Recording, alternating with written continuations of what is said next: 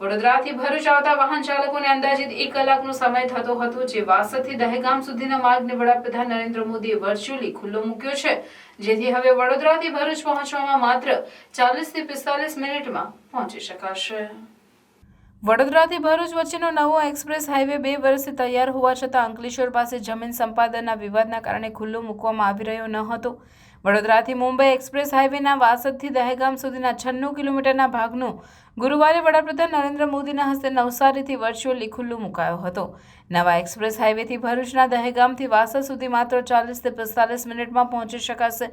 દક્ષિણ ગુજરાત તરફથી આવતા વાહનો દહેજ બાયપાસ થઈને દહેગામ આવીને એક્સપ્રેસ હાઈવે પરથી જઈ શકશે। તેવી જ રીતે વડોદરા તરફથી આવતા વાહનો દહેજ બાયપાસ થઈ નેશનલ હાઈવે નંબર 48 અથવા જૂના નેશનલ હાઈવે નંબર 8 પર જઈ શકશે। નવા એક્સપ્રેસ વેના કારણે હવે નેશનલ હાઈવે 48 પર વાહનોનું ભારણ ઓછું થશે અને વાહન ચાલકોને ટ્રાફિક સમસ્યામાંથી મુક્તિ મળશે। દહેગામ પાસે નર્મદા નદી પર કેબલ બ્રિજ તૈયાર હોવાથી આગામી દિવસોમાં હાઈવેને સુરત સુધી વાહનો માટે ખુલ્લો મૂકવામાં આવશે। નવા એક્સપ્રેસ વેના કારણે ટ્રાફિક ડાયવર્ટ થવાની હાલના નેશનલ હાઈવે પરથી પસાર થતા 65,000 કરતાં વધારે વાહન ચાલકોને રાહત થશે।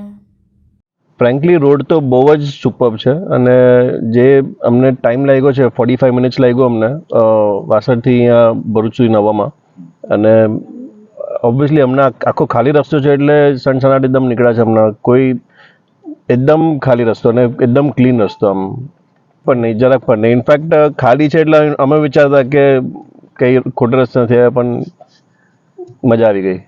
આ રોડ તો બહુ સરસ છે, મજાનો છે અને અમને તો આની અંદર બહુ એકદમ ઇઝી લાગ્યું છે। બને ત્યાં સુધી જલ્દી થઈ જાય તો સારું છે અને બોમ્બે સુધી થવું જોઈએ તો અમને ઓર રિલીફ મળી જાય।